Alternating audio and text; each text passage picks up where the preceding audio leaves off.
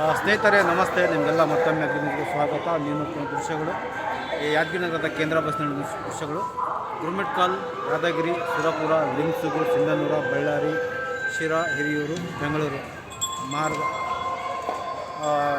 ಯಾದಗಿರಿ, ಸುರಪುರ, ಲಿಂಗಸೂರು, ಸಿಂಧನೂರು, ಬಳ್ಳಾರಿ, ಹಿರಿಯೂರು, ಚಳ್ಳಕೆರೆ, ಶಿರಾ, ತುಮಕೂರು ಮಾರ್ಗವಾಗಿ ಬೆಂಗಳೂರು ತಲುಪುತ್ತೆ. ಈ ಬಸ್ಸು ಗುರುಮಿಟ್ಕಲ್ ಬಿಡುವ ಸಮಯ ಮಧ್ಯಾಹ್ನ 2 ಗಂಟೆಗೆ, ಬೆಂಗಳೂರು ತಲುಪುವ ಸಮಯ ಬೆಳಗ್ಗೆ 6 ಗಂಟೆಗೆ. ಇದರ ದರ ಬಂದು 805 ರೂಪಾಯಿ. ದರ ಹೆಚ್ಚು ಕಡಿಮೆ ಆಗುತ್ತಿರ್ತದೆ.